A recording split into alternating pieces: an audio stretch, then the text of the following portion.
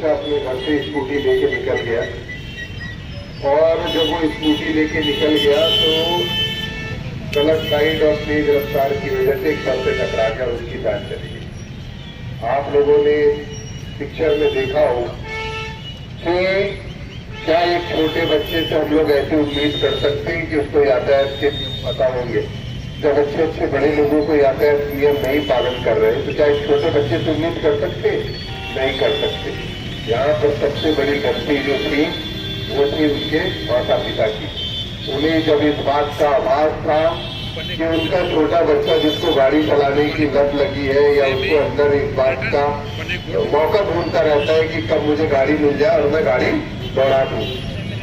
लेकिन आपने एक चीज इस मूवी के दौरान देखी होगी कि अगर एक बच्चा, हम लोग एक कहावत कहते हैं ना कि जो बच्चा देखता है वही सीखता है।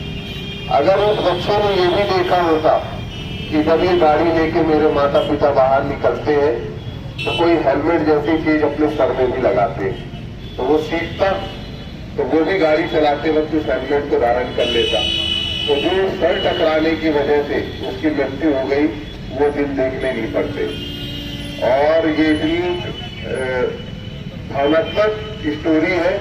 इसका असली पार्ट ये है कि जब ये बच्चे की डेथ हुई तो अगले दिन माता पिता ने भी जहर खा के सुसाइड कर दिया, ये सोचकर कि जो हमारा बच्चा था, इकलौता बच्चा था, उसके लिए हम जी रहे थे, जब वही हमारे जीवन में नहीं रहा तो हम जी के क्या करेंगे। तो आपने ये देखा कि एक दुर्घटना, एक सड़क दुर्घटना में सिर्फ एक व्यक्ति की जान नहीं ली, पूरे परिवार की जान ले ली।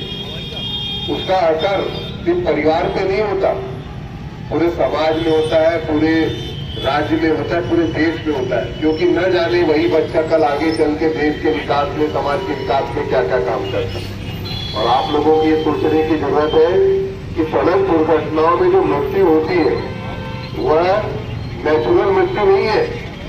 न जाने आपको कितना जीना था, लेकिन दुर्घटना का आप शिकार हो गए और आप उम्र से पहले आपके प्राण चले गए। जीवन में न जाने कितने अच्छे काम आपको करने थे जिससे आप वंचित रह गए।